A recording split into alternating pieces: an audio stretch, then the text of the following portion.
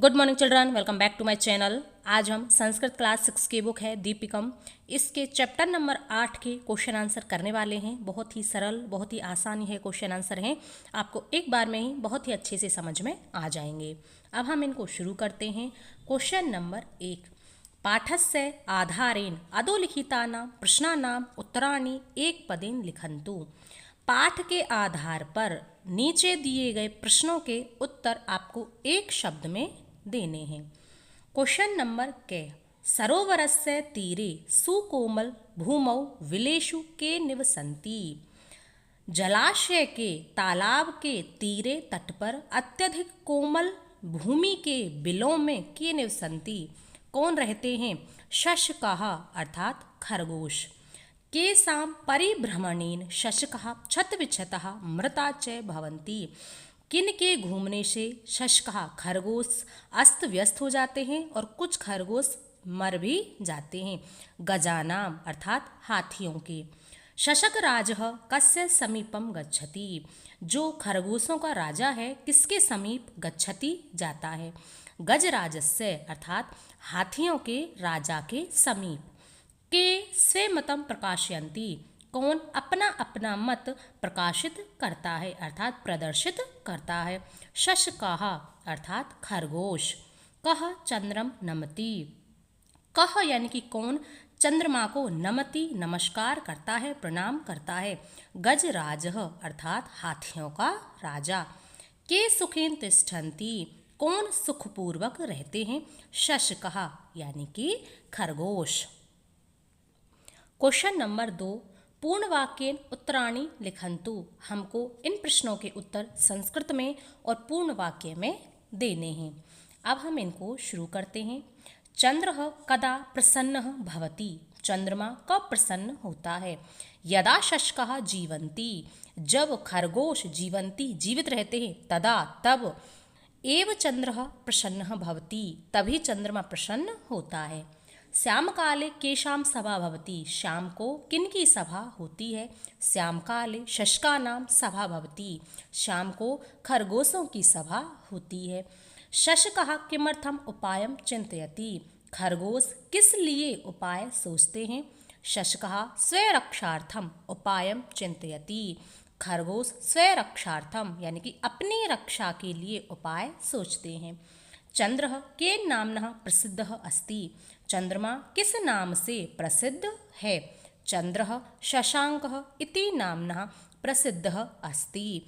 चंद्रमा शशांक इस प्रकार के नाम से प्रसिद्ध है।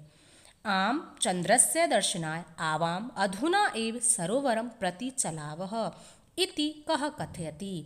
हाँ, चंद्रमा के दर्शन के लिए आवाम हम दोनों अभी इसी समय सरोवर के तरफ चलते हैं। इति कह कथयति इस प्रकार का जो कथन है यह किसने कहा है? आम चंद्रस्य दर्शनाय आवाम अधुना एव सरोवरम प्रति चलावः। चंद्रमा के दर्शन के लिए हम दोनों अभी इसी समय सरोवर की तरफ चलते हैं। इति शशकः कथयति इस प्रकार से शशकः यानी कि खरगोश कहता है। अब देखो यहाँ पर है आपका नेक्स्ट क्वेश्चन। पाठस्य आधारेण पट्टिकातः क्रियापदानि चित्वा वाक्यानि पूरयन्तु। हमको इस पट्टिका में से क्रिया शब्द लेकर के रिक्त स्थानों की पूर्ति करनी है। किम चंद्र सरोवरे तिष्ठन्ति। क्या चंद्रमा सरोवर में तिष्ठति रहता है? सर्वे शशकाः उपायं चिंतयति। सर्वे शशकाः सभी खरगोश उपाय चिंतयति उपाय सोचते हैं। श्याम काले शशकानां सभा भवति। शाम को खरगोशों की सभा होती है। शशकाः सरोवरस्य तीरे निवसन्ति। जो खरगोश हैं वह सरोवर के उस जलाशय के तट पर निवसन्ति रहते हैं। सह गजराजम कथयति वह गजराज यानी कि हाथियों के राजा से कहता है।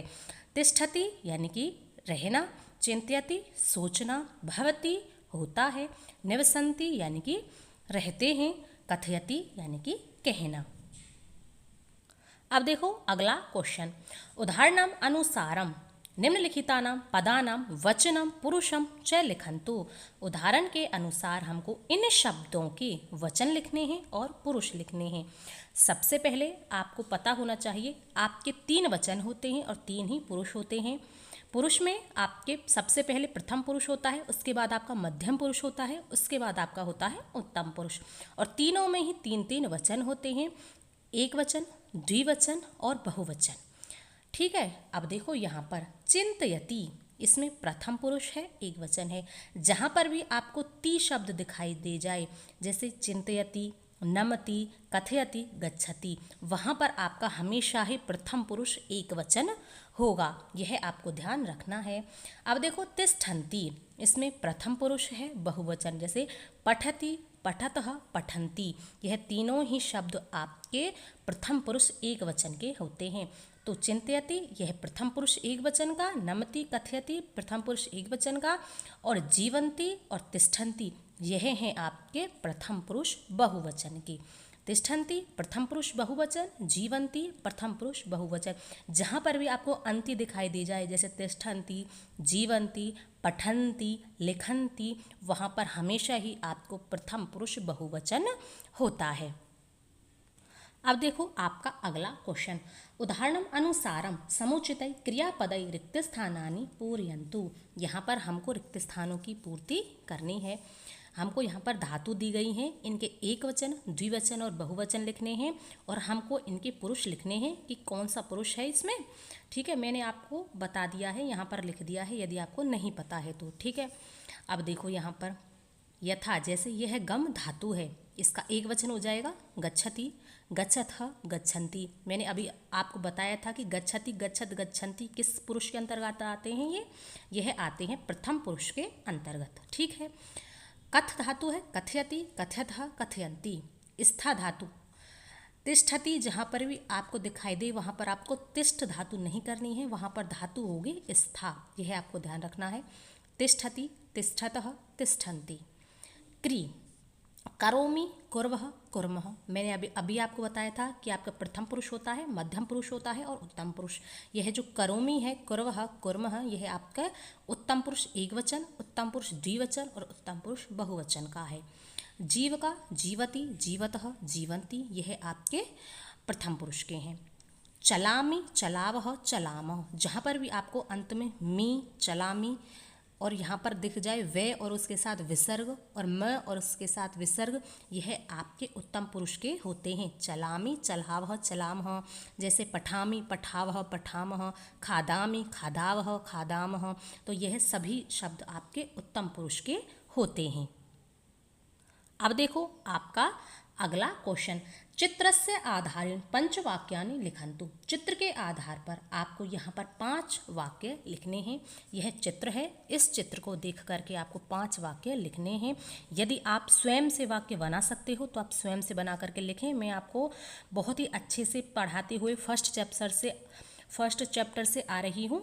उम्मीद करती हूँ आपको छोटे छोटे वाक्य बनाने तो अब तक आ गई होंगी। एतत् चित्रम उपवनस्य अस्ति। एतत् यानी कि यह, पास है तो एतत् यानी कि यह, दूर होता तो हम लिखते थे तत् यानी कि वह। समझ गए? एतत् चित्रम उपवनस्य अस्ति, यह चित्र उपवन का है यानी कि वन का है, बगीचे का है। एषः वृक्षः सेवफलस्य अस्ति, यह जो वृक्ष है सेब फल का है। वृक्षस्य अधः सेवफलानि अस्ति, वृक्षस्य अधः यानी कि वृक्ष के अधः यानी कि नीचे सेब के फल हैं। सेब फलानि खादित्वा बालकः प्रसन्नः भवन्ति, सेब फल को खादित्वा खा करके बालकः यानी कि सभी बालक, एक बालक होता तो हम कहते बालकः, अब यहाँ पर बालका है यानी कि बहुत सारे बालक हैं। प्रसन्नः भवन्ति, प्रसन्न होते हैं, सेब फल को खा करके सभी बालक अत्यधिक प्रसन्न होते हैं। सेब फलस्य वर्णः रक्तः अस्ति, और जो सेब फल है उसका वर्ण यानी कि रंग रक्तः लाल होता है। तो रंगों के नाम भी हम इससे पहले वाले चैप्टर में पढ़ के आए हैं। अब देखो यह आपका लास्ट क्वेश्चन है। अधोलिखितानां पर्यायपदानां मेलनं कृत्वा रिक्तस्थानानि पूरयन्ति। यहाँ पर हमको मिलान करना है पर्याय शब्दों का और उसके बाद रिक्त स्थानों की पूर्ति करनी है। पर्याय शब्द कौन से होते हैं, यानी कि पर्यायवाची शब्द, वे शब्द जिनका अर्थ समान होता है। कैसे? जैसे गजः और हस्ती दोनों का ही अर्थ होता है हाथी। पदम और चरणः दोनों का ही अर्थ होता है पैर। चंद्रः शशांकः दोनों का ही अर्थ होता है चंद्रमा। सरोवरः और जलाशय दोनों का ही अर्थ होता है तालाब। प्रजा और जनता दोनों का ही अर्थ होता है जनता। तो इसी प्रकार से हम पर्याय शब्द कहते हैं उनको जिनका अर्थ समान होता है। ठीक है, अब देखो इसके बाद हम पढ़ते हैं योग्यता विस्तार में। कार्य आरंभात और कार्य समाप्ति, कार्य परिसमाप्ति कालः वर्तमान काल उच्यते। कार्य के प्रारंभ में और कार्य की समाप्ति पर जिस काल का हम प्रयोग करते हैं उसको हम कहते हैं वर्तमान काल। वर्तमान कालस्य कृते लट् लकारः भवति, और वर्तमान काल के लिए हम संस्कृत में लट् लकार का प्रयोग करते हैं। यानी कि जैसे आपके वाक्य होते हैं ना वर्तमान काल के, वह खाता है, पीता है, सोता है, जाता है, उठता है, बैठता है, इस प्रकार के जो वाक्य होते हैं यह आपके वर्तमान काल के वाक्य होते हैं और इनके लिए हम संस्कृत में लट् लकार का प्रयोग करते हैं। लकारेषु त्रयः पुरुषा, मैंने आपको पहले भी बताया है कि लकार आप में आपके 3 पुरुष होते हैं। कौन से? प्रथम पुरुष, मध्यम पुरुष और उत्तम पुरुष। एवेच त्रीणि वचनानि, और उसी प्रकार से इनके 3 वचन होते हैं, एक वचन, द्विवचन और बहुवचन। अब देखो हम पढ़ते हैं लट् लकार। लट् लकारस्य क्रियापदे अधोलिखितानि चिन्हानि भवन्ति। लट् लकार की क्रिया के लिए यहाँ पर कुछ चिन्ह हैं। जैसे प्रथम पुरुष में ती तह अंति आपको दिखाई देगा, जैसे मैंने आपको बताया था अभी कि पठति, नयति, ठीक है, खादति, तो अंत में ती दिखाई देगा। उसके बाद आता है तह, जैसे हम कहें पठतः, लिखतः, और अंति पठन्ति, लिखन्ति, चलन्ति, अंत में अंति होगा। तो प्रथम पुरुष के हो जाएंगे ती, तह और अंति। मध्यम पुरुष की सिहि, थह, थ, जैसे पठसि, ठीक है, पठतः, पठतः। उत्तम पुरुष में मी, वह और मैं। इससे पहले भी मैंने आपको बता दिया है कि उत्तम पुरुष में जहाँ पर भी मी दिखाई दे, वह दिखाई दे और म हो, वह आपके उत्तम पुरुष के वचन होते हैं। ठीक है, ती तह अंति, सी थ थ, मी वह मह।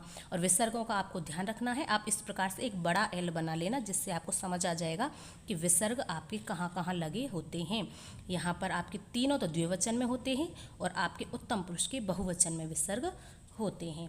अब देखो हम इसके धातु आ गया ना, जैसे पठति, पठतः, पठन्ति, उसी प्रकार से चलति, चलतः, चलन्ति, लिखति, लिखतः, लिखन्ति, पठसि, पठतः, पठत, हम कहेंगे कि चलसि, चलतः, चलथ, ठीक है, लिखसि, लिखतः, लिखत, लिख। अब यहाँ पर देखो पठामि, पठावह, पठामो, हम कहेंगे चलामि, चलावह, चलामह। एक यदि आपने धातु रूप याद कर लिए, आपने पठ के याद कर लिए, तो आपको सभी धातु रूप बहुत ही आसानी से याद हो जाएंगे।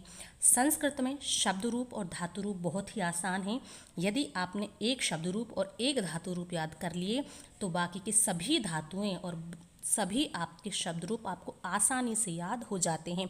संस्कृत में धातु रूप और शब्द रूप बहुत ही सरल हैं, इसी प्रकार से आपको याद हो जाएंगे।